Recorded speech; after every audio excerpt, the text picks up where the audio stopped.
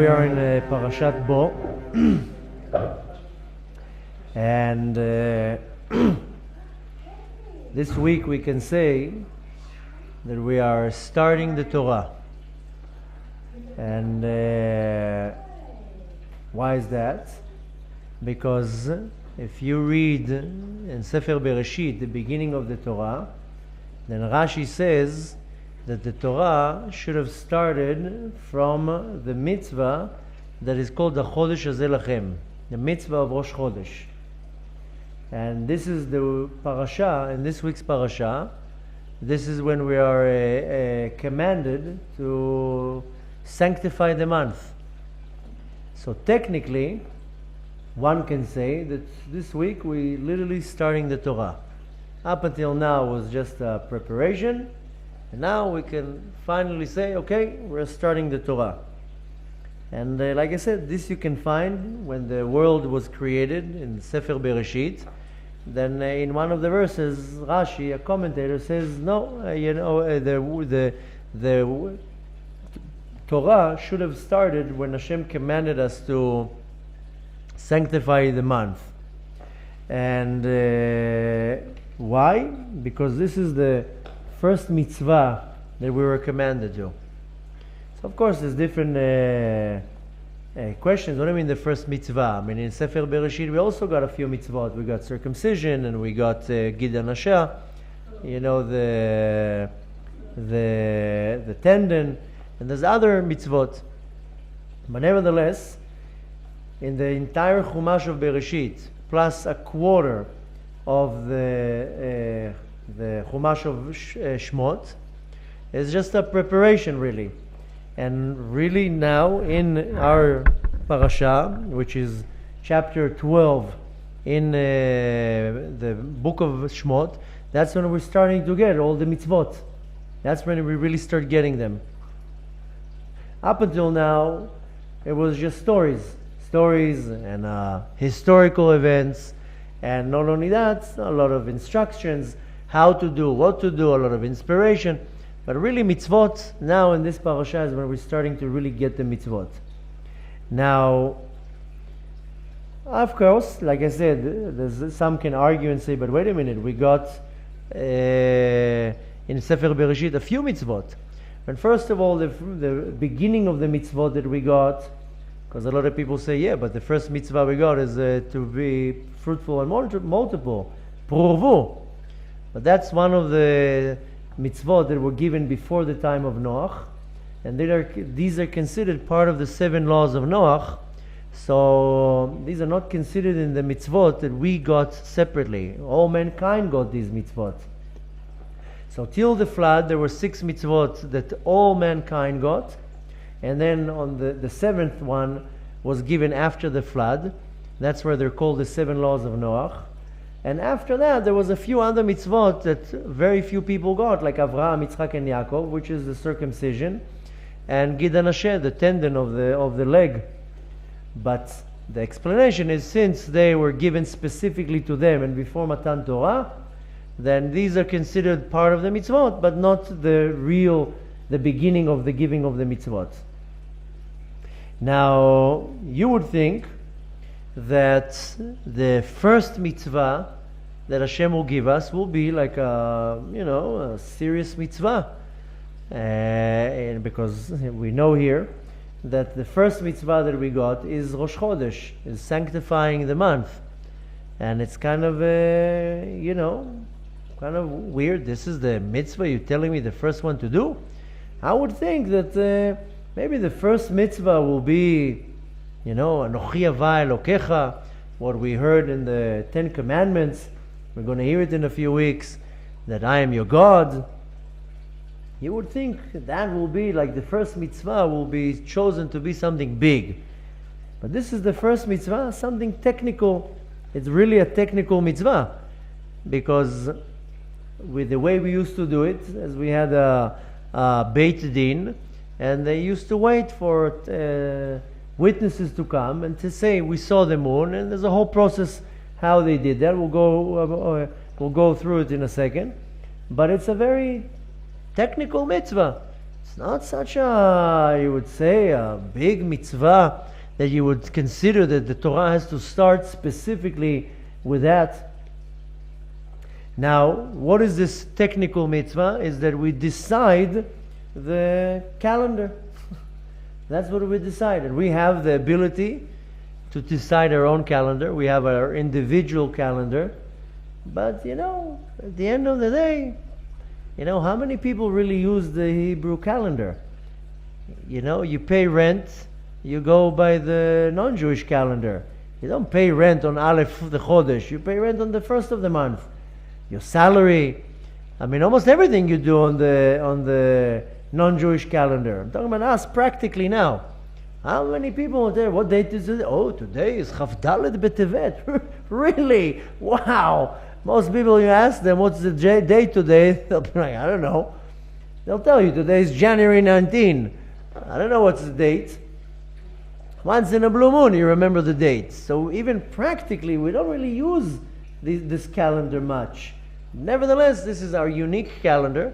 And this technical mitzvah that we're obligated, that we find it in this week's parasha, that is called the first mitzvah in the Torah, is a technical mitzvah to set up a calendar. That's the whole thing. And of course, one will ask, that's such an important mitzvah that the Torah, so to say, starts with this mitzvah? And this mitzvah, of course, is called Chodesh Hazeh Lachem. This month is going to be for you. And comes a question, why is this considered the first mitzvah in the Torah? Not only that, why is this mitzvah so unique and so interesting? Because if this is the first mitzvah in the Torah, then obviously there's something to it, there's something there. Now we know that we have 613 mitzvot. How do we know that, by the way? If you read in the Torah, there's much more than 613 mitzvot. So how do we know? How did we narrow it down to 613? Where does the number come even from? So the Rambam, he organized all the 613 mitzvot. And really, we don't really know from the Torah how we got to 613, because when you really count in the Torah, you won't find 613. So we have two ways how they're organized. The first one is the Rishonim. There's periods of people that are sages. There's Rishonim, Achronim, Tanaim, Amoraim, Saboraim. There's different periods. In the period that are called Achronim, the Rishonim, they took all the mitzvot from the Torah and they organized it in a very organized way. But you know how they organized it? In the order how it comes in the Torah. And this is one way how to read the 613 mitzvot and how we narrow it into 613 mitzvot. But specifically, Rambam did it in a different way. He also did the same thing. He took all the mitzvot in the Torah and organized them in a list that brings it down to 613. But he wrote them not according to how they come in the Torah, according to their importance. So if you're reading the first mitzvah, according to the Rambam, mitzvah number 1 from the 613 is to know that there's a God. Leida sheyesh Eloka. That I have to know that there's a God and that created the world. This is mitzvah number 1 in the list of Rambam. Mitzvah number 2 is that I have to separate him. It's called liyachedo. To know that there's no partners here. There's no second gods, there's no other gods, there's no helpers, there's no assistants, it's just God. This is called leyachdo, to make him yachid, to make him single. This is number 2.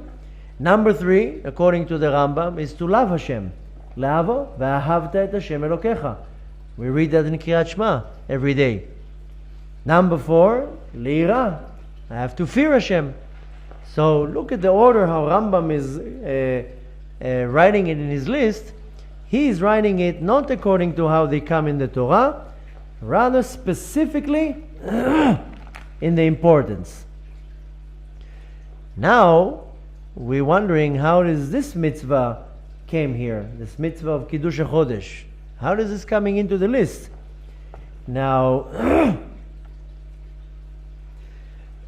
when Hashem started organizing the mitzvot, according to the Rambam, this mitzvah of Kiddush HaChodesh is way in. It's 153 from the list. The Rambam has a list of the 613 mitzvot. So according to Rambam, the mitzvah of Kiddush HaChodesh, sanctifying the month and setting up a calendar, it's mitzvah number 153, Kuf Nun Gimel. How can it be that when Hashem organized the mitzvot, then Hashem brought it to the first one? To a point that Rashi says, no, this is the first mitzvah. The Torah had to start in this perek. This is a commentary of Rashi. So first we want to know why for Hashem is considered the first mitzvah. And I have here a few questions already. Why? What's so special about this mitzvah? Why Hashem decided for it to be first when Rambam, who comes to write down the mitzvot, for him it's not even considered such an important mitzvah. He puts it number 153 down in line. And more than that, what does it mean? I mean, the mitzvah, it says, HaChodesh hazeh lachem. This month is going to be for you. So I want to understand the text. What does it mean, HaChodesh? What is the word HaChodesh? First I have the Hey here, and also the actual word Chodesh, which the translation is a month. But why specifically that is the name of the mitzvah? So just to give a very quick background on the mitzvah, is that Hashem says, I want you to set up your own calendar. And the way it's going to be done, then you're going to set up a Beit Din, and you're going to wait for 2 witnesses to come, and those witnesses are going to have to come and say, I saw the moon. And the rabbis in the Beit Din will interrogate the witnesses. How big was it? From which angle you saw it? How did it look? Was it white? Was it yellow? To see if they're really talking the truth. And as long as they found that these witnesses are truthful, then they sanctify, they say, okay, today will be Rosh Chodesh. Now that will affect the entire calendar. Because if today is Rosh Chodesh Tishrei, then I know when to expect Rosh Chodesh Cheshvan. And specifically in the month like Tishrei or Nisan, that there is Yamim Tovim, then I know when is going to be Sukkot, when is going to be Pesach, when is going to be Yom Kippur. So we actually got the power to sanctify the month and to set up the calendar. Now, so we mentioned that we want to know not only why is it number 1 by Hashem, and why is it not number 1 by Rambam, but more than that, what is the meaning of the word Chodesh? Because the words in Hebrew have a meaning. Everything has a meaning. For example, the word year in Hebrew is Shana. Shana comes from the word in Hebrew Shoneh. Shoneh means to repeat. If you actually look at the word, lishnot is to repeat. That's why the Mishnah is called Mishnayot, because they got it orally from Moshe Rabbeinu. And how would they memorize it? By repeating it over and over. And when you say a certain verse over and over and over and over and over, at some point you remember it off by heart. That's why the oral Torah is called, at the beginning, the original oral Torah was called Mishnayot, because they used to memorize it. They didn't have books. They didn't have any other way of knowing it. They couldn't write it down, so they would memorize it and chant it. And this is where the word Mishnah comes from, because it comes from the word Leshanen, to repeat, to repeat, to repeat. Most people, if you pray for 10 years out of a Siddur, the same verse over and over every day. At some point you know it off by heart. You don't have to read the Siddur. You don't notice it, but at some point you'll notice that, whoop, I'm saying it off by heart. I don't even have to look.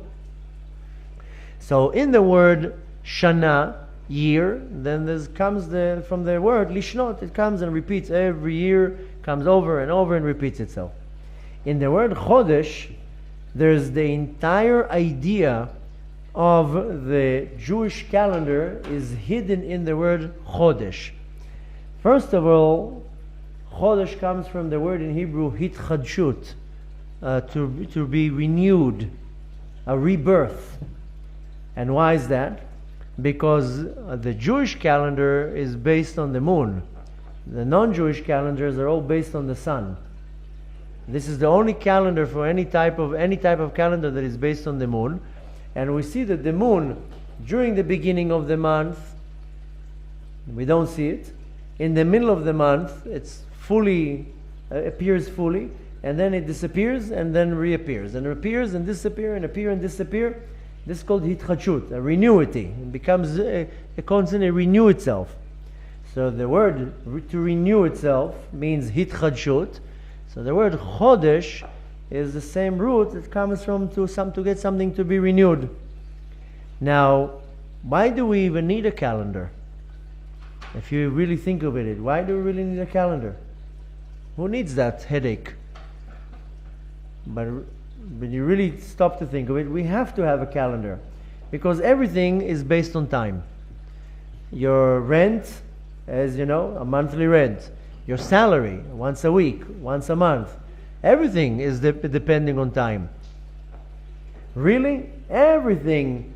When you really look to the bottom of it, our entire life is defined by time, by days and hours and minutes and seconds, and so we have to have a calendar, to have some type of a monitor. What is a month? What is a year?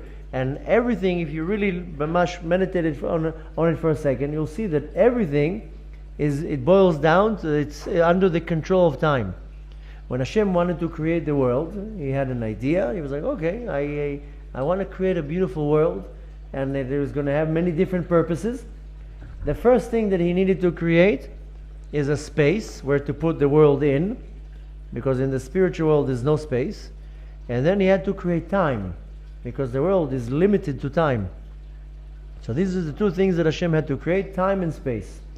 So first of all, everything in the world is controlled and governed and ruled by time. So therefore, we need a calendar. We need some type of a system that will allow me to follow the time, to know exactly what's going on. Now, how do we really know what's a year? Where does it say that there's such a thing as a year? It doesn't say in the Torah anything about a year. It doesn't mention that. So how do we know that there's something like a year? You know, in the beginning, before the time of the giving of the Torah, the nations, they also had ways of calculating the time. But the nations, they used to look at the sun, and the cycle, the year, was based on the cycle of the sun. And even 4,000 years ago, they were able to know that the sun goes in a certain cycle, specifically 365 days of the year, and they used to set the calendar based on the cycle of the sun. And why specifically the sun? Where did they figure that out? Because the sun is the cycle of all the crops. It's a very easy cycle, because I have seasons. I have winter, I have summer, I have fall, and I have autumn. And they were able, even 4,000 years ago, to figure out in this period of the year there's winter, in this period of the year there's summer, and so forth. And they figured out that the sun have a cycle, and it was very easy to say, okay, the sun is very predictable, and the seasons are predictable. Not only that, the sun affects the agriculture. One time everybody were farmers. It's not like today you go to the supermarket. In the olden days everybody were farmers. You had a piece of land and you grow your food. So the sun is also a very easy cycle, because it controls agriculture. I know when the crops grow, when I have to harvest it, if you follow a certain pattern, you're saying, okay, I can follow the pattern of the sun, and according to that, decide my year. So the more ancient calendars, and even up until now, even the calendar that we use right now, by the way, the non-Jewish calendar, it didn't have 12 months. Originally it was only 10 months. And it started in March. There wasn't January and February. This is a new addition for about 400 years ago. Before that, they didn't have 12 months in the calendar. Look at that in history, and you'll find that the non-Jewish calendar had 10 months. And it started from March to December. Later on, they added that. But nevertheless, the cycle of the sun is a very easy cycle, because it goes specifically 365 days in a cycle. It controls the climate, it controls agriculture, it controls the seasons. It was very easy to follow it. But our calendar, the Jewish calendar, is calculated by the moon, not by the sun. And specifically, the cycle of the moon is 29 days and a half per month. That's the cycle of the moon, the renewity of the moon, which means we see that the moon is there for the cycle of the moon is 29 days and a half. Half the time we see the moon, half the time we don't see the moon. Now, the word chodesh comes from the word, like I said, hitchadshut, to be renewed. And every month the moon renews itself, so to say. First it disappears, and at some point we really don't see the moon, and then it renews itself and we see a full size of the moon. And like this is the cycle every month. But specifically what makes it a little bit more difficult to calculate is that it has the cycle is 29 days and a half, 29 days and 12 hours. Now, we know that the moon does 12 circles per year. So 12 cycles will make a year, which brings it, if you have 29 and a half days, it brings it to a count of 354 days a year. So it's a different time of the year of the sun calendar. Now what happens is, that's if you try to parallel the cycles of the moon and the cycle of the sun, at some point the moon is way behind. That's why every 3 years we add a month, which is the second Adar, the leap year, to catch up. So why? Because if we're not going to do that, then Pesach at some times will fall in the winter, and then sometimes Pesach will fall back, and we need to go. The Pesach has to be in the Aviv, in the spring. So every 3 years we add one month to the calendar, just to catch up for the days that we lost. So only for Pesach not to fall in the winter, because Pesach we need to harvest for the matzot, and not only that, for the Omer and the harvesting time. So that's why we have the leap year. But specifically the word Chodesh is to come so we can look for the renewity, so to say, the hitchadshut. Now, simple, if you're really looking at the literal level, then when they left Mitzrayim, that was the beginning of the year. Because really the beginning of our calendar, the Jewish calendar, is the month of Nisan, not the month of Tishrei. It doesn't say anywhere that the month of Tishrei is the first month. Rather, even when you're looking in the Torah is already telling us that Tishrei is the 7th month. When it's talking about Rosh Hashanah and Yom Kippur, look at the commandment of Yom Kippur in the Torah. It says, "B'chodesh hashvi'i, Shabbat Shabbaton tiyeh lachem." In the 7th month, you have to have a break, and you have to fast, and nitem et nafshotechem. You can't eat. So really the first month of the year is Nisan and not Tishrei. So when you're really looking at the simple explanation or the simple way to read the Torah, then we see that the month that they left Mitzrayim, that's when they started. And when were they commanded to start setting up the month? On Rosh Chodesh Nisan. On Rosh Chodesh Nisan they got the commandment, and then they had to start applying it.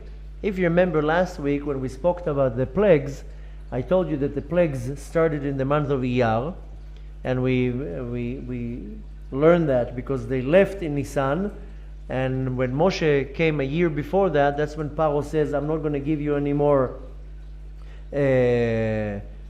strays, or how do you call it, the stalks from the barley and the wheat to create the bricks." So we learned from that when Moshe came, it was in the month of Iyar. Then Moshe disappeared for 3 months. He wasn't so happy with the fact that Hashem did what he said. And then the first plague, the blood, was in the month of Av. and then the frogs was already in Elul, and every month till Adar was the first plagues. And then the 9th plague was on Rosh Chodesh Nisan, and then the 10th plague, the killing of the firstborn, was on the 14th day of Nisan. So the commandment of Rosh Chodesh was, of the actual Rosh Chodesh was on Rosh Chodesh Nisan. Because before Bnei Israel left Mitzrayim, they needed some mitzvot. They didn't have any mitzvot. So they were commanded on circumcision, they commanded on the Korban Pesach, they commanded on Rosh Chodesh. Hashem started giving them mitzvot to be busy with. So according to the literal level, then the first month is when we left Mitzrayim. But we got a very unique commandment on Rosh Chodesh Nisan, is to sanctify the month, and not only to sanctify the month, is to create a new month. That's how unique this mitzvah is. Now, the way it was done, like I told you, there was a Beit Din, and they needed 2 witnesses to come and testify that they actually saw the moon. But this system made a lot of problems. First of all, there were a lot of people that were trying to mess up the system, and they used to do all sorts of problems. In the beginning, how would they let everybody know that it's Rosh Chodesh? I mean, the Beit Din was sitting either in Yerushalayim, and later on it was sitting in a city called Yavne. But how would they let everybody know? They didn't have SMS messages and WhatsApp, and so they used to light a bonfire. And then the next city far away would see the smoke, so they knew, oh, it's Rosh Chodesh, they would light a bonfire. Then the other city far away would see the smoke, and that's how they used to do it. But there was one point, a group of people, that they were very against the system, and what they used to do is they used to light bonfires the day before or day after. They used to confuse everybody. They knew when Rosh Chodesh is about to happen, because they would count 29 days, and then start blowing up fires. And then people would think that it's Rosh Chodesh, then they would sanctify the Rosh Chodesh, and they make a whole big balagan there. So they stopped with the fires, so they started with the messengers. And then the messengers would take them time to get there, because Israel was very big, and sometimes it would take them 2 weeks to get from one point to another point. So in the meantime, they didn't know when is Rosh Chodesh. So when it came to months like Tishrei, that they need to do Sukkot and Yom Kippur, or in Nisan and Pesach, they didn't know when to do it. This is one of the reasons why outside of Israel, in the diaspora, all the festivals we do 2 days. In Israel, we only do 1. And outside of Israel, Pesach is 2 days, Shavuot is 2 days, Sukkot is 2 days, everything is 2 days. From the same reason, because they didn't know when, so they used to celebrate 2 days, one for a real Yom Tov and one is a doubt. In Israel, they didn't do it. Since we don't have a Beit Din to change it, now we know. Now we just have calendars, so it's very easy to do it. But since there was a Beit Din that made this rule, then you need a greater Beit Din to undo the rule. So that's why up until today, anywhere outside of Israel, they still do 2 days. It's called the Yom Tov Shel Galuyot. The only thing that we do 2 days here in Israel is Rosh Hashanah. And that also has a reason. It's a very long explanation, what's a story that happened in the Talmud. But that's where these 2 days came from. But nevertheless, this whole idea with the Beit Din caused a lot of problems. One time there's a story in the Gemara, in the Talmud, in the tractate Brachot, that once there was a big machloket and it almost blew up the whole Sanhedrin system. Caused a big problem. Because the story says that 2 witnesses came on the eve of Rosh Hashanah. And at the time, the head of the Beit Din was Rabban Gamliel. And they came, and the head of the Beit Din interrogated the witnesses, and they decided, according to the witnesses, today is going to be Rosh Hashanah. I mean, it's not just a regular Rosh Chodesh, it's Rosh Hashanah. That's now going to affect the calendar for the entire year. First of all, when Yom Kippur will be, when Sukkot will be, when all the holidays. There was one Tana, his name was Rabbi Yoshua, and he says, no, I think they're liars.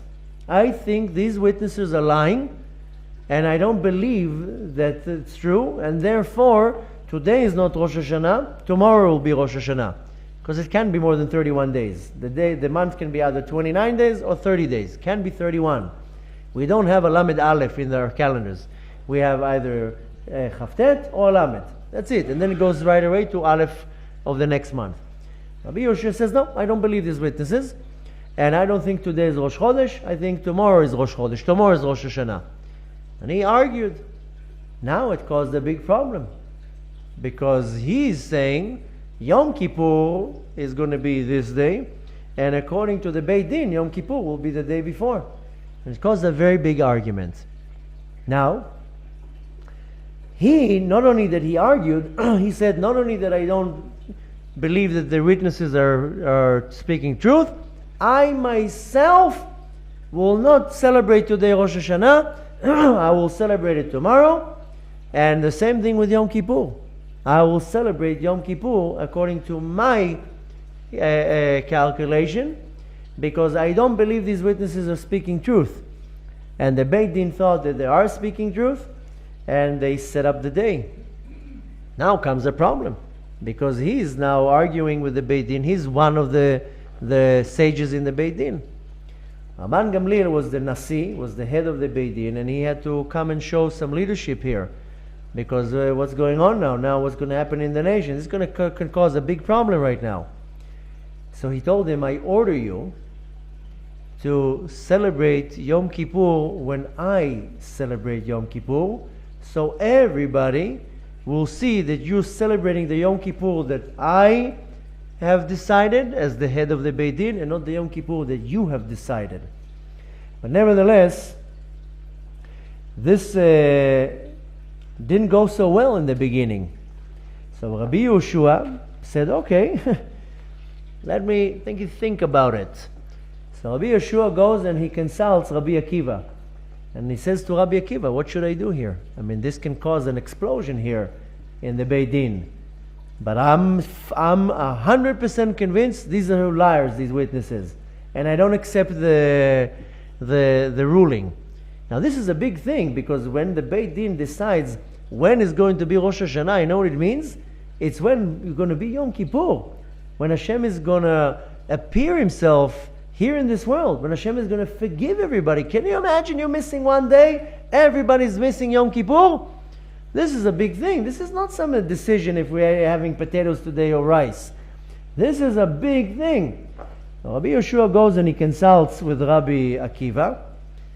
And Rabbi Akiva says Rabbi Akiva answered him. The Torah says in the Parashat Bo, Ele moadei Hashem asher tikru otam b'moadam. This is the commandment that we get from the Torah about the Moadim, about the festivals. And what does the commandment says? Ele moadei Hashem. These are the festivals, the Moadim of Hashem, asher tikreu otam b'moadam, that you're going to read them in their time. And it's using the word otam. Rabbi Akiva told him, don't read it otam, rather read it atem. Because if you go now and open Parashat Emor in the Torah and read the verse, otam is without a vav. So Rabbi Akiva says, don't we just put a cholam there, a cholam chaser, so we read them otam, them. Rabbi Akiva says, listen, look in the Torah. It says otam without a vav. So you can read it as atem. You, as a congregation, you have to listen to the entire Beit Din. You have to go by what the Beit Din says. And there are the majority, and that's what the majority said. That's what's going to happen. You have nothing to worry about. Even if they're lying. The whole Beit Din decided, this is not a Beit Din of 3 people. This is a Beit Din of 71 people. They all decided, then you go with everybody, and you go and you celebrate Yom Kippur like Rabban Gamliel tells you. But it almost caused a huge explosion, because everybody's always waiting for some juice to make a machloket. So all you need is just to throw a few more sparks into the fire, and it will cause a big deal. Nevertheless, then this whole idea of sanctifying the month caused a lot of problems in the past. But nevertheless, this mitzvah of the month is I have to attach myself to the moon and not to the sun. All the other calendars is based on the sun, and I don't have to do much because I know the sun is systematically 365 days of the year. The moon changes. Now, the way we do it now, we have a way to calculate it. It's a very sophisticated calculation. That the most amazing thing is now science, based on the sophisticated computers that NASA have, they found now that our system from 3,000 years ago is so accurate, and it's and the sophisticated computers that NASA has, it's still not as accurate as our calculation. If you attended the prayer yesterday, then right after Kriyat Torah, we said a certain blessing. It's called Kiddush HaChodesh. And usually the rabbi or the gabbai will announce when would be the molad, when would be the moment. We know the actual moment when the moon renews itself. And you would, if you attend the prayer, you will see that this month the molad is on Wednesday, 2 o'clock in the morning, and I don't remember exactly, don't take me by my word, but 2 o'clock in the morning, I think 22 minutes, and 2 chalakim, and 2 parts, meaning taking a minute and breaking it into parts. So we have a calculation, it's so accurate, we know exactly when the moon is going to be renewed. So the point is that I have to, so to say, attach myself to the moon, wait for the right moment, and then sanctify it. So this is the technical part of it, but I'm still left with the same question. What's so important about this mitzvah? That it's the first mitzvah in the Torah. It seems to me there are the more important mitzvot, like Rambam. Rambam thought that 152 mitzvahs are more important than this one. So what's so important about this mitzvah that the Torah says that this should be the first, that the Torah should start in this chapter because this is the first mitzvah? Now, it's funny that this mitzvah is coming up exactly at this time because very not too long ago, we just finished a very special holiday, the holiday of Hanukkah. I mean, Hanukkah, we're in the month of Tevet. Hanukkah was part of Tevet. And what's the whole theme of Hanukkah? That Antiochus wanted to destroy our Torah. He didn't want to destroy us. This is the only time that somebody didn't want to kill us. Rather, he wanted to kill the neshama. Antiochus had 3 things that bothered him in our Torah. That's what he didn't like. He didn't like the Shabbat, he didn't like circumcision, and he didn't like the fact that we have our own calendar. These are the 3 mitzvot: Shabbat, Milah, Chodesh. This is the acronym of Sameach. And that's what Antiochus didn't like. He could not stand the fact that we have a special day that nobody else has, that we have to cut a piece of our skin, and that we have our own calendar. Why do you think you're so special? Why can't you use everybody's calendar? Why you have to have your own calendar? This is what Antiochus didn't like, and that's what caused him to start cutting off the Torah. And the thing is that even the non-Jews, you can see, they figured out that there's something very unique in this whole month, to a point that even Antiochus didn't like it. Nobody liked it. But obviously they noticed that there's something going on with this whole mitzvah of the month. And to explain it a little bit more, there's a funny joke that there was once a woman, and she was pregnant, and she lived in some little village somewhere in Russia. And you know, in the winters in Russia, it's like a minus 30. Nobody even puts their nose out. Everybody's in the house. And she went into labor. And when exactly? On Shabbat. Now she starts screaming. The rabbi doesn't know what to do. Because they call the rabbi, look, what are we going to do now? You know, she's going into labor. So the rabbi says, okay, we got to take her right away to the next town. There's a doctor there. Okay, so they call the guy in the village that he was the taxi driver. And now you have here taxis. Then nothing changed. 300 years ago, they also had taxis. They had the guy who had the horse and the buggy. He was the taxi. The rabbi calls him and tells him, listen, I need you to take this woman to to the nearest city. And he says, but it's Shabbat. I can't use my buggy now and the horse, and I'm not allowed to do. The rabbi tells him, listen, this is pikuach nefesh. She's giving birth. I allow you. I'm telling you, you can drive now your buggy and your horse to the next town. Really? He says, but now that I see that you're giving some leniencies here, I want to take with me a bottle of vodka just to warm up a little bit my blood. That's carrying. That's tiltul. How am I going to carry that? The rabbi tells him, it's okay. Take the bottle. Just take her already. She's going into labor. Now the taxi driver says, oh, I see the rabbi here is giving a lot of leniencies today. So he says, you know what? I want to take my pipe with me. I want to smoke pipe because it warms up my face, the heat. You can't light a pipe on Shabbat. The rabbi tells him, take your pipe, smoke your pipe, drink your vodka. Just take her already. Just go already with her. She's in labor. She can die, chas v'shalom. So the taxi driver, the buggy driver says, you see how much the rabbis know and they're not telling us? So, because the rabbi was allowing him to do all these things, just go and take her, she's about to die. And he was saying, look how much the rabbis know and they're not telling us. You're allowed to smoke, you're allowed to carry, you're allowed to drive. So, the thing is that there's a lot of things in the Torah that the Torah doesn't say about that. Technically, almost everything that we do doesn't say in the Torah. But the joke comes to say, look how much the rabbis know and they're not telling us. For example, you're sitting in a shul on Shabbat. Where does it say in the Torah that I have to sit in a shul? Do you ever saw the word Bet Knesset in the Torah? No. Doesn't say anywhere in the Torah that I have to sit in a shul. Does it say anywhere in the Torah that I have to put a yarmulke on? How do you recognize an observant Jew as a yarmulke? Doesn't say in the Torah I have to put a yarmulke on. Anywhere. And like that, almost everything that we do. Where does it say in the Torah I have to put tefillin on? And every man puts it every day. Did you ever saw the word tefillin in the Torah? No. It says ot, a sign. It doesn't say the word tefillin.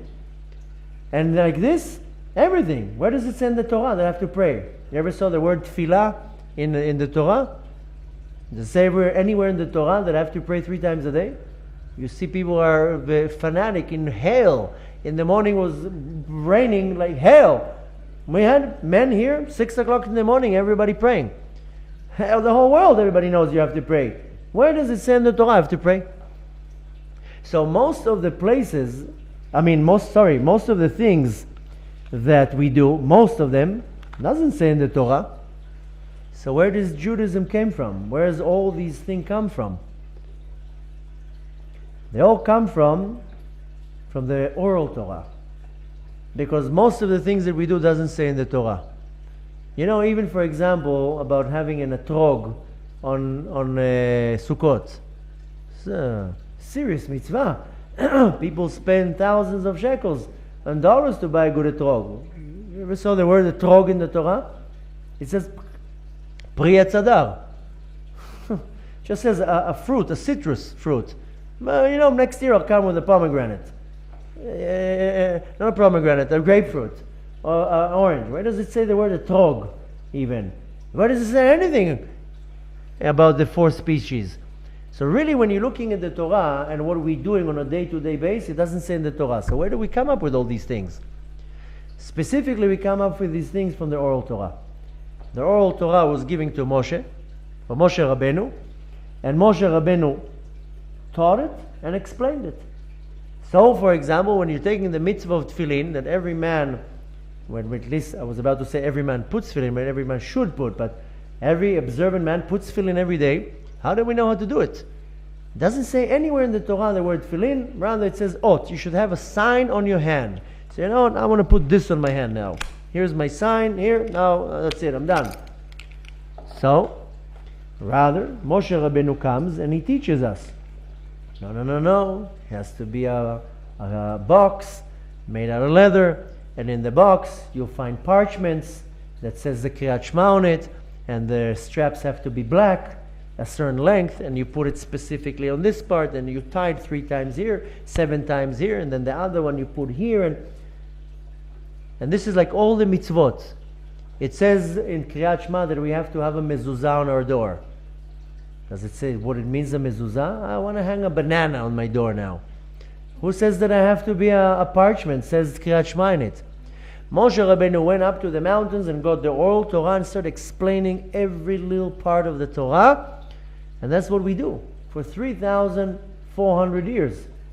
So the entire Torah, so to say, there wasn't invented, rather it was explained in the oral Torah.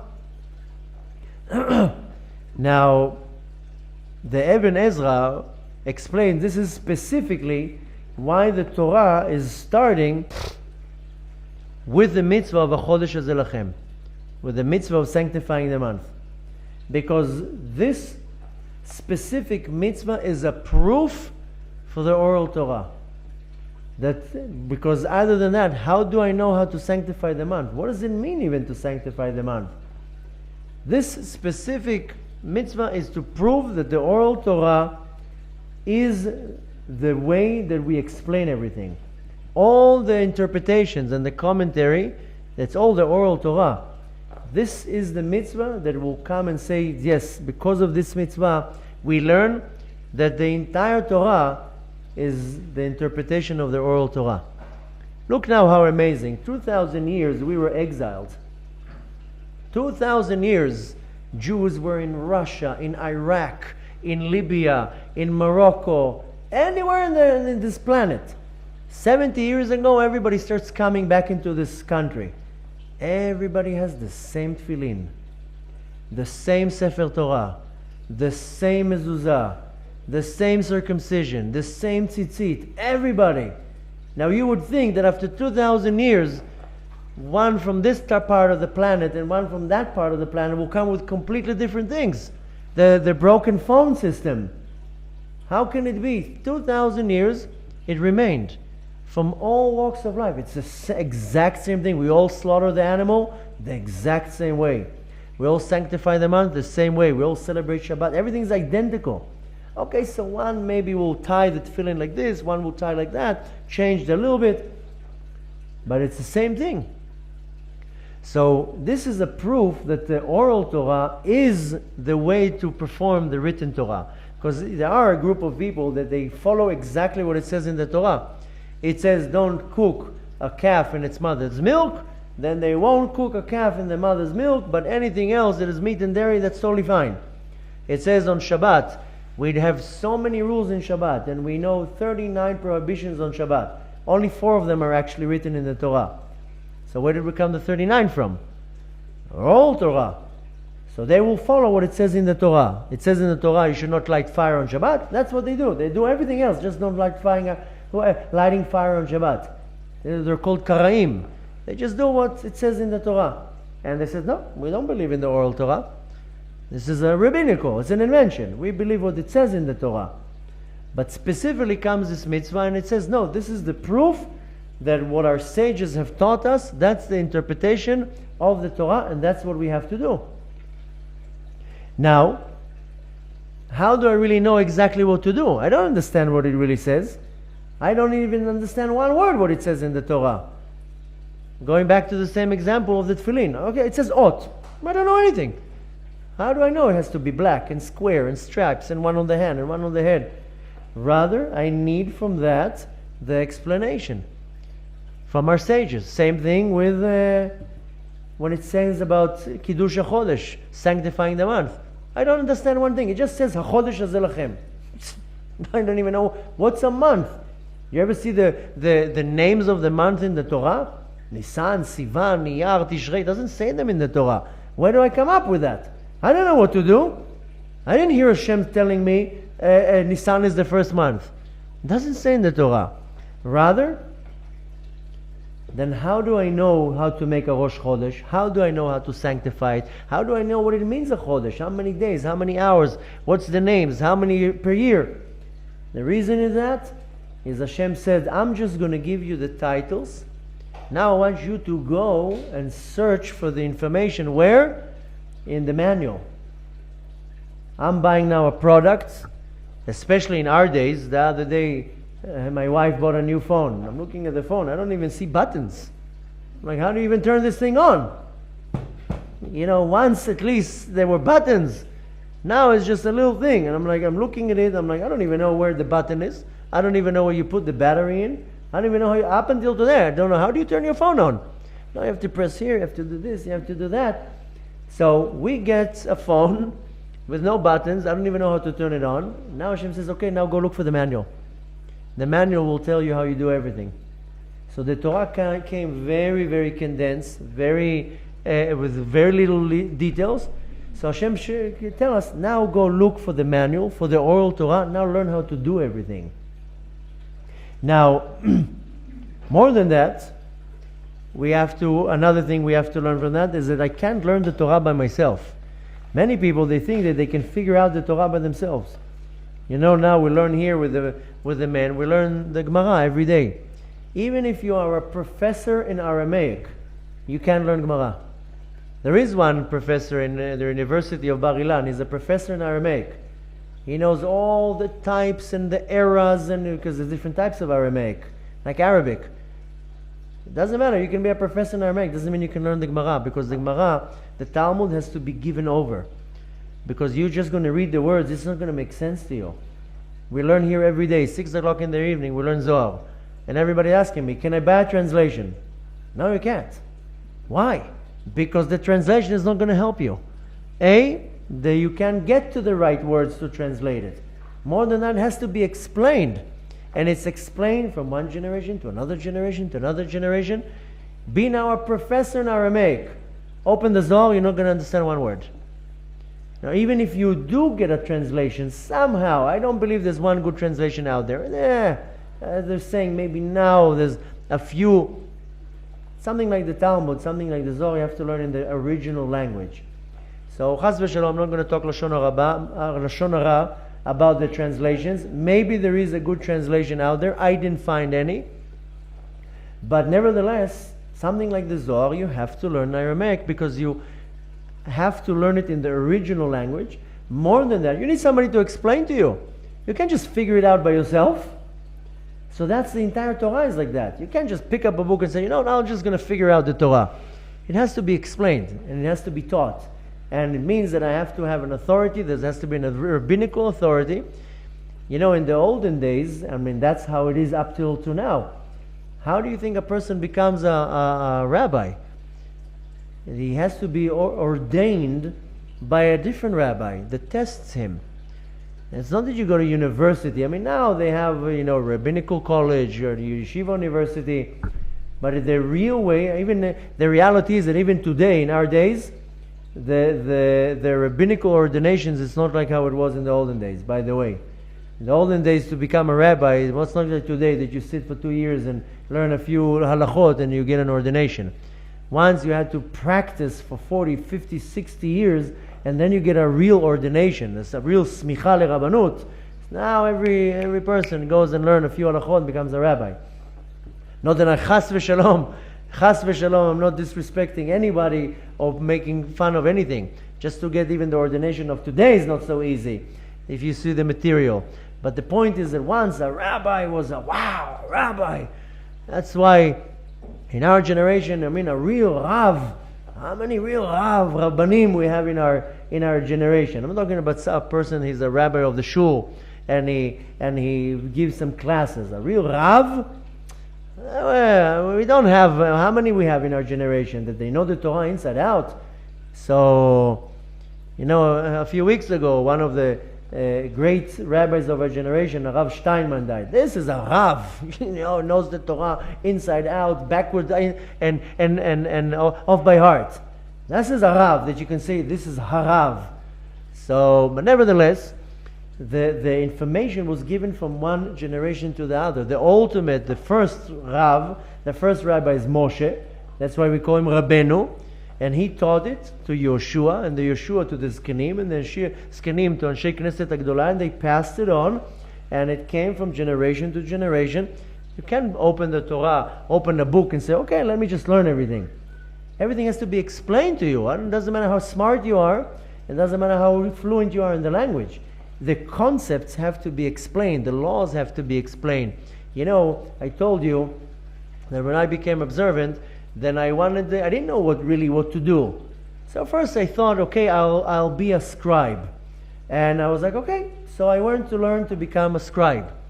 That's why now I told you now, Baruch Hashem, we got the new Sefer Torah. And when we brought the Sefer Torah, I mentioned, we need 3 Sifrei Torah. And I said, the 3rd Sefer Torah, I'm going to write my own. It was always my deal with the Kadosh Baruch Hu, is when I have my own shul, I'll write my own Sefer Torah. I don't know where I'm going to find the time to do that, but that was the deal with Hashem. But nevertheless, in the beginning, I said, okay, I will learn to become a scribe. Then I was like, okay, that might not bring too much money. Maybe I should become a shochet. Okay, so I learned to become a shochet. Up until today, my mom tells me, here's some chickens, go and slaughter them.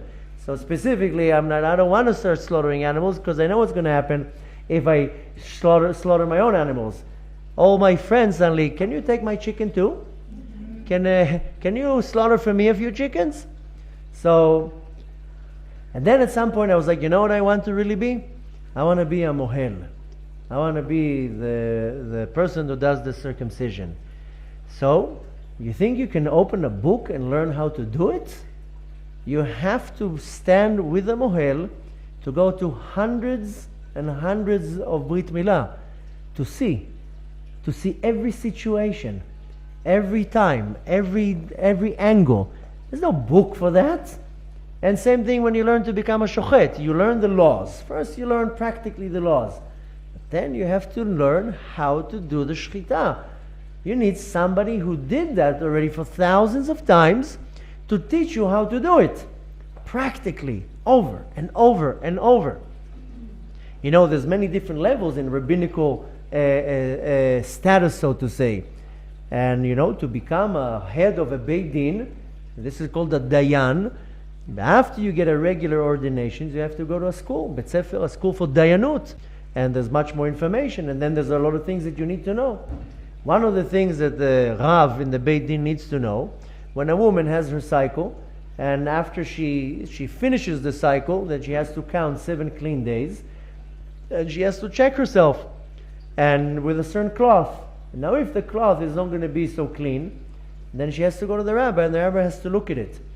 Maybe it's brown, maybe it's red, maybe it's dark red, maybe it's with dots, whatever it is. The rabbi has to look at it, and he has the knowledge and the ability to say, no, this is blood, you are impure, do again a hefsek, or no, this is fine, you can go to the mikveh, you're fine, you can continue counting. This is, by the way, what David HaMelech used to do.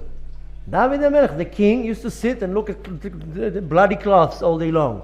Now you would think the rabbi has nothing else to do than to look at bloody cloths. I was once, accompanied, how do you say? I accompanied a rabbi. I was attached to a rabbi. What's the word in English? I said it right? What? Accompanied, and I saw. When you get the cloth, you have to look in the mainly daylight. Has to be daylight, and sometimes they use like a magnifying glass and look. And yeah, this is a big responsibility. You say yes, yes, no, no. That can be depending on a severe sin. If chas v'shalom you make a mistake, or if a child is coming to the world or not. Nevertheless, the rabbi who checks the cloth in order to get, so to say, an ordination, to be able to say yes or no, has to check 1,000 times before he can be ordained to be in the level of saying yes, this is pure or not pure. 1,000 times he has to be next to the rabbi. I sat next to the rabbi. I didn't follow through. It's not something that I'm planning on doing, maybe in the future. But I had to sit with him, and every time he will come and okay, you see this one, you see this, you see that, this is good, this is 1,000 times you have to do it before you will be allowed to give such an answer. So our entire Torah is given over from mouth to mouth, mouth to ear, ear to mouth, whatever it is, from generation to generation. So specifically this mitzvah comes to teach us that our entire Torah is concealed in the Torah, and we have to go to the manual, to the oral Torah, to start explaining everything. Really, basically saying, in other words, that Hashem has given our sages, as we call them Chazal, the knowledge, but more than that, He gave them the keys to time. We have keys to time. We can decide when something will happen. There's a midrash that the angels came to God and asked Him, when is going to be Rosh Hashanah? When is going to be Yom Kippur? Hashem told them, we got to wait for the Beit Din. Let's see what the Beit Din says, and then we'll know when will be Rosh Hashanah. So our Hashem, not only did He gave the sages the knowledge, also He gave them the key to time. That really our sages will decide when Hashem will reveal Himself in the world on Yom Kippur. On Yom Kippur there's a revelation of Hashem. We write the invitation and Hashem will come the day that we decide. There's a story connected to where we are here. There's a story that there was a certain city in Europe called Krakow. In the city of Krakow was a certain rabbi, a very famous rabbi, who's known as the Rama, and Rabbi Moshe Isserlis. About 500 years ago, there was a rabbi here in Tzfat. If you go down to the graves, in a very big area where there's his grave, and around them a lot of other graves, and his name is Rabbi Yosef Karo. He's known as the Maran, the Bet Yosef, who wrote the Shulchan Aruch. If you go to the cemetery, there's two big groups of graves. One of them is the Arizal and the Ramak and Rabbi Shlomo El-Kabetz. You go a little bit down, you'll see the Yosef Karo and his entire students. I mean, not entire, some of the students. Nevertheless, he wrote the Shulchan Aruch. He took the composition, what is called the Arba Turim, and he narrowed it down into a book that is set for all the halachot that are practical for our generation. I mean, in Shulchan Aruch, you're not going to find anything about korbanot, about sacrifices. You're not going to find anything about Bet HaMikdash and Shemitah and all these things. Only the things that have to do with us. And this is called the Shulchan Aruch. He wanted to, like a set table, he wanted to narrow everything down. Specifically at that time, this other rabbi who was living in Krakow, who's known as the Rama, says, oh, the Sephardi rabbi is starting to compile Shulchan Aruch, I'll start doing it too. And he started doing it based on the Psak Halacha of Ashkenaz. At some point, this is what a great individual he was, he says, you know what, if I'm going to make an Ashkenaz Shulchan Aruch, you know what it's going to cause? More machloket, more arguments, more jealousy and hate in the nation. He burned everything that he wrote. And we don't have a Shulchan Aruch for the Ashkenaz. Rather, we have the Psak Halacha of the Rama. So you can look in different books and you would see what the Shulchan Aruch says. This will be for the Sfaradim. And what the Rama says, the Psak Halacha of the Rama, that will be for the Ashkenazim. But he burnt everything that he wrote because he didn't want to bring more machlokot more arguments into the nation. Anyways, there is a story that a certain individual came to him with a very unique disease. And he told him, I need advice what to do. He told him, I want you to move to Tzfat. What? He says, I want you to move to Tzfat. Okay, the rabbi told him, he packs his bags and he moved to Tzfat. And the doctors in the city of Krakow told him, you have a couple months to live. When he went to the rabbi, he wanted to see, maybe the rabbi is a wise man, maybe he knows. So he sent him off to Tzfat. And sure enough, he moved to Tzfat, and months have passed, over a year have passed, and he's good. So he visited again Krakow, and he went back to the Rama, and he told him, how did you know? Like, why did you send me to Tzfat? Well, there's something in the air there. Well, it's up on the mountain, it's affecting my disease. The Rama told him, no, the disease that you have is a disease that animals carry. And there is a machloket in halacha in regards to this disease, which will make the animal trefa, the animal not edible. And there's a machloket between me and the Bet Yosef. According to my opinion, this type of disease will make the animal not kosher within 2-3 months, meaning that you carry this disease, you will die faster. But the Bet Yosef in Tzfat, according to his opinion, the animal will not be trefa, and it's kosher to eat. So I sent you over there, because here I'm the balabait. I'm the authority. So if you are under me, and my psak halacha is that you will not live for more than 2-3 months, then I sent you to the ones who's, so to say, against my opinion, to Tzfat, and sure enough, it worked. So the story even saying that the Rama says, if I'm the balabait here, down here in this world, then what I say takes control, how do you say? Precedence in the world above. And that's what happens. If the Rav of the Beit Din here says something, that has value in the heavenly court, and that's what's going to happen. Like I gave you the example with the cloth, a woman will go to the Rav will tell her, pure, that's it. She goes to the mikveh, she's pure. No question here, even if it's real blood. But the Rav said, you're pure. The Rav gives a woman a heter to do something in that department. That the Rav said, that's it, end of story. You know, a lot of times, people come and ask me a question, and I tell them, I can't answer you. Yeah, but you're a rabbi. No, I'm not a Rav. I don't have authority. Go to the Beit Din, and the Beit Din, the Rav in the Beit Din, he has authority. The other day, one of the students here came and said, can you remove for me a vow? Hatarat Nedarim. So I said, listen, you know, technically 3 men can do that, technically. And it's not like Rosh Hashanah, that we do it before Rosh Hashanah, we have our 10 men. I told him, really, the right way of doing is you have to go to the Beit Din. Because you want a Rav of a Beit Din sitting there. The other 2 men are less important who they are. But the first one has to be a Rav of the Beit Din, to be able to undo the vow.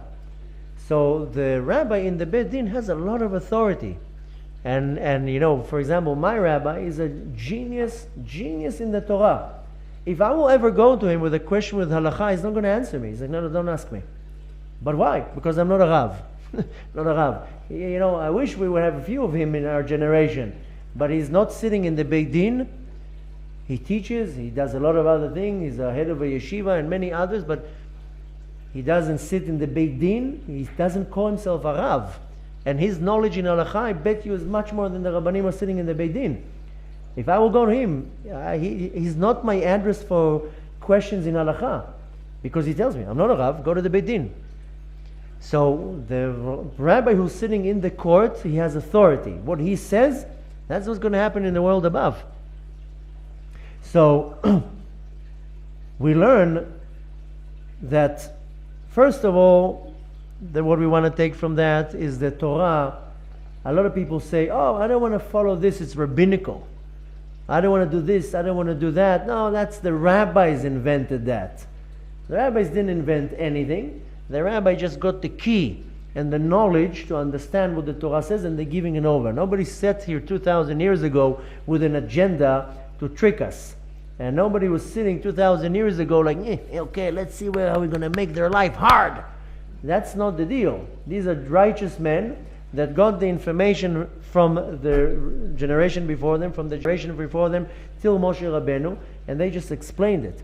So first of all, it's most important to understand that whatever the oral Torah says, that is the rule. This is what happens. And you can't come and distort it in any kind of type of a way. But most important, we want to take something practical from what the Torah tells me. This is what I said now, it's important. It's important to know that the oral Torah is the authority. But I have to say, I want to learn something practical.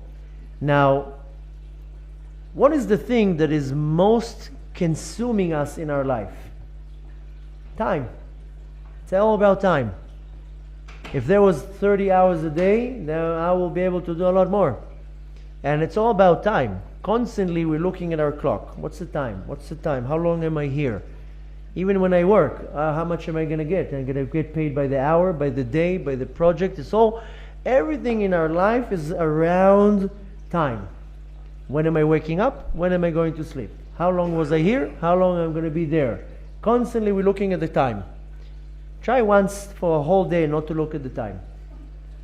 Just to put yourself in this place to see how much time is controlling you. Especially when it comes to money. It's about time. Now they say time is money. So the real thing, the most dominating thing in my life is time. And this is really the first thing in my life. The first time that I come into this world is all about time. And the Torah is coming to teach me here in this specific mitzvah, and that's why Hashem has chosen it to be the first mitzvah. It's coming to teach me something very, very unique. What is it telling me in this mitzvah to do? To sanctify the month. To make the month, to decide when it starts, and to do Kiddush HaChodesh, to sanctify it.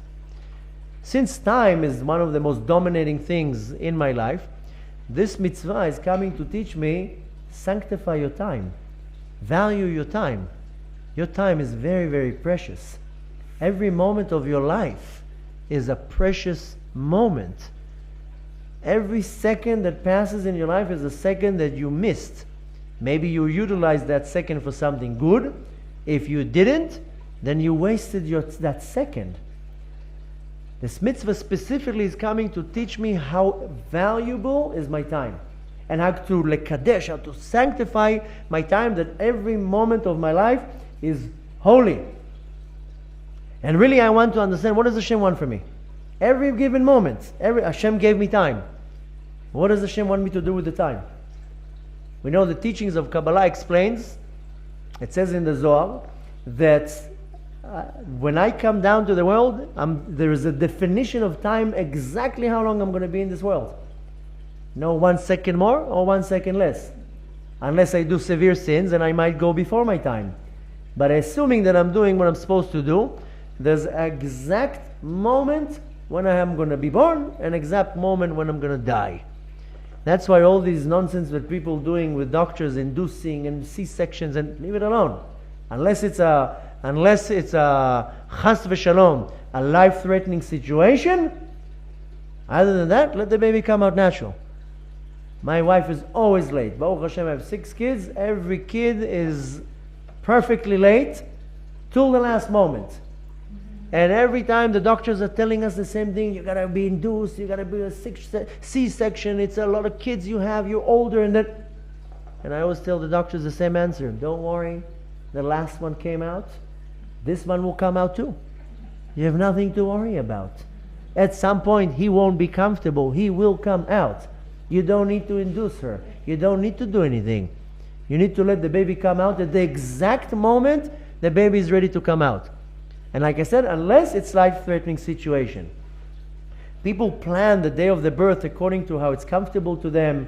And if there's no life-threatening situation or health hazard, let the baby come out when it's ready to come out. And of course, you have to use the knowledge of medicine, but not to induce it, not to push it.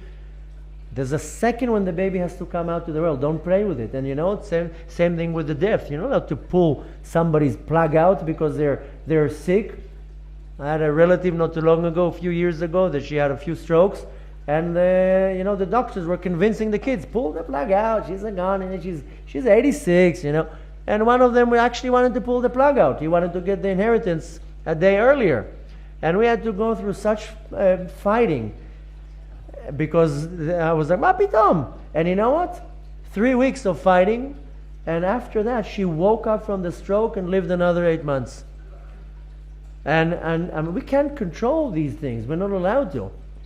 But more than that, I need to understand that every moment of my life is a present from Hashem. I mean, there's even like a sticker like that. No, the past is history, the future is unknown, and the present is a gift, something like that. One of these slogans are going around in all the WhatsApp groups and all the Facebook or whatever it is. There's all these fancy slogans. The point is, the Zohar says that I'm given a certain amount of time in my life.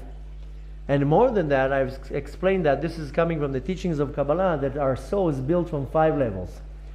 Nefesh, Ruach, Neshama, Chaya, Yechidah. The second level of our soul, that is called Chaya, is also called in the Kabbalistic term Tselem. And the teachings of Kabbalah explains that the Tselem is built from thousands and thousands of pieces.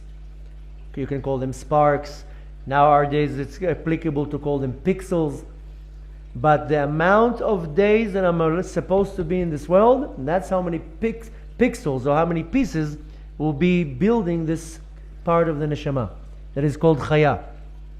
And if a person died when he's 90 years old, take 90 times 365 plus the leap years and all that, you'll come to a huge amount, 30,000, 40,000. That's the amount of days that he was alive. That's the amount of sparks that was in his chaya. And every day I have to refine one of them, elevate them. And when I elevate that spark back to its source, when I go to sleep. When I go to sleep, I take it up. Now if chas v'shalom I didn't elevate that spark that day, I didn't refine it, so it's the same system of AT&T and Verizon, it rolls over to the next day.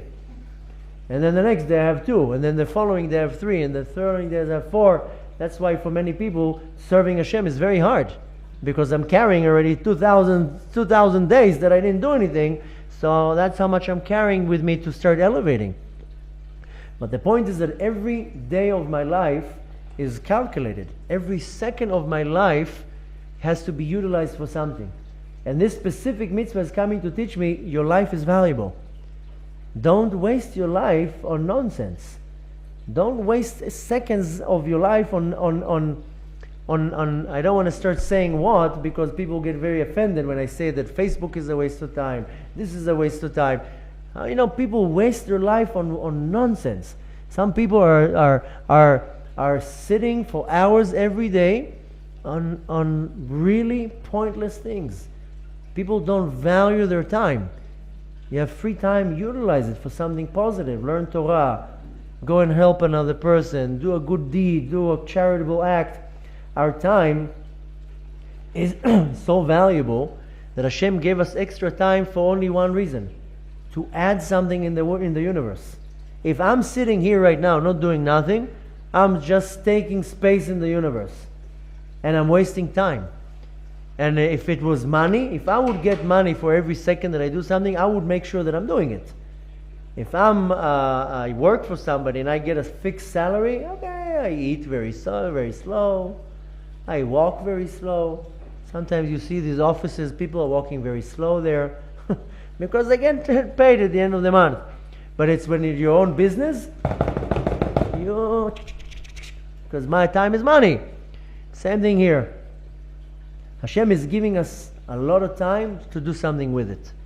And the lesson I need to take from that, I have woken up today in the morning. What am I going to do today? What am I supposed to do today? To sit on Facebook for 3 hours? Or to, I don't know what, again, I don't want to start throwing things. People get offended because I say things. People get offended when I tell them they're wasting their time on Facebook. But it's a waste of time. So go read your emails, look at a few posts, watch a video or two, spend 10 minutes, and move on. Yeah, people park there for like 3 hours. So, and I'm sorry, I'm not trying to offend anybody. I'm just making an observation. I need to have an attitude that I woke up today in the morning, what am I doing today? I have a very valuable day. I can come and learn Torah. I can come and help somebody. I can do something. I can work on myself. I can refine myself. I have to value my time. And this is why this mitzvah was chosen by God as the most important one, to be the first one, because Hashem says, I gave you time, now use it. Use it wise. Take it. Do something with it. Don't waste it. Because you have a very limited amount of time in this world. And when you realize it? When you're 60, when you're 70, when you're 80, oh my gosh, where did the time go? Whoa. So when you're young, I have my whole life in front of me. Who said? Who said you're going to be here till 90? Maybe you're leaving today, tomorrow. I don't know when I'm leaving. I don't know what's my expiration date. The expiration date is right over here. I can't see it. We all have an expiration date. You are not the one who's going to live till 922. So we have to value our life. Every day I have to say thank you to Hashem 1,000,000 times that I even open my eyes. And what am I doing today? My day has to be planned. Not in a fanatic or an OCD way. but I have to understand how valuable my time is and to apply it and to cherish my time and to sanctify my time and to understand, wow, what a present Hashem gave me. That's really what the Torah is trying to teach me, especially with this mitzvah. Why specifically? It was Rashi who says the Torah has to start here, because this is the first mitzvah, and the first mitzvah is that Hashem is telling us, take care of your time. Look how important your time is. Don't waste your time. And I know it's not easy. I know sometimes it's easier said than done. Sometimes you just want to be lazy and just lie in bed. I understand. I'm not judging anybody. I'm just saying that I have to understand. If I understand how valuable my time is, and I do what's called the time management, then I apply it the right way. Then my days are perfect. That's why it says about Avraham Avinu, V'Avraham Zaken Ba Bayamim. Zaken, he was old, and Ba Bayamim, all of his days were full to the max. He used the days perfectly. And that's what we want to do. I want to get to a point that when I come up to Shamayim after 120 years, I can tell them every day was to the max. I got the best out of it. When you go now on a week vacation, I don't know, you go to Paris, you go to Rome, you're not missing one attraction. You're up at 4 o'clock in the morning, running in the city, not to miss one show, one store, one attraction. I mean, some people just sit in the hotel all day long and just eat. But, people, they go to a 2-3 day vacation, they want a morning to night. They're not stopping. Why? I'm only here for a week. Some only here for 60, 70, 80 years. I don't know how long I'm going to be here. So Hashem tells you here, I'm giving you time, sanctify it. B'ezrat Hashem, we should really have the merit and the knowledge and the ability to cherish our time, to value our time, to understand how important every moment is, how valuable my life is.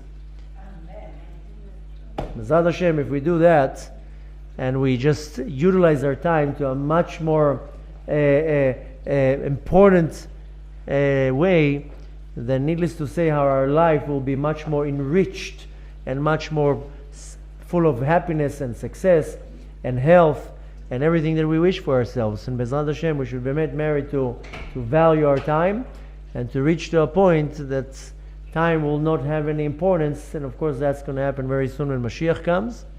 But till Mashiach comes, then we're still bound to time, and we want to make the best out of the situation. We're just going to wish you a beautiful rest of the week, a restful week, and a very, how do you say it? Utilize the week to the fullest. Take the time to the next level.